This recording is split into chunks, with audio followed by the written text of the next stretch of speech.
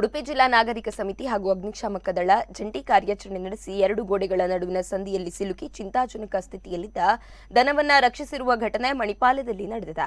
ಮಣಿಪಾಲದ ಆರ್ಎಸ್ಬಿ ಸಭಾಭವನದ ಹಿಂದೆ ಮನೆಯ 2 ಗೋಡೆಗಳ ಸಂದಿಯಲ್ಲಿ ದನವೊಂದು ಮೇಯಲು ಹೋಗಿ ಸಿಲುಕಿಕೊಂಡು ಹೊರಬರಲಾಗದೆ ಒದ್ದಾಡುತ್ತಿತ್ತು. ಈ ಬಗ್ಗೆ ಮಣಿಪಾಲ ಪ್ರೆಸ್ ನೌಕರ ಹೇಮಂತ್ ಸದಾನಂದ ಭಂಡಾರಿ ಅವರು ಸಂಬಂಧಪಟ್ಟವರಿಗೆ ಮಾಹಿತಿ ನೀಡಿದರು. ಕಾರ್ಯಾಚರಣೆಯಲ್ಲಿ ಜಿಲ್ಲಾ ಅಗ್ನಿಶಾಮಕ ಅಧಿಕಾರಿ ವಸಂತ ಕುಮಾರ್, ಅಗ್ನಿಶಾಮಕ ಠಾಣಾಧಿಕಾರಿ ಶ್ರೀ ಸತೀಶ್ ಎನ್ ಹಾಗೂ ಸಿಬ್ಬಂದಿಗಳು, ನಾಗರಿಕ ಸಮಿತಿಯ ಸಂಚಾಲಕ ನಿತ್ಯಾನಂದ ಒಳಕಾಡು ಭಾಗಿಯಾಗಿದ್ದರು. ಪಶುವೈದ್ಯ ಡಾಕ್ಟರ್ ಪ್ರಶಾಂತ್ ಶೆಟ್ಟಿ ಗೋವಿಗೆ ಚಿಕಿತ್ಸೆ ನೀಡಿದರು.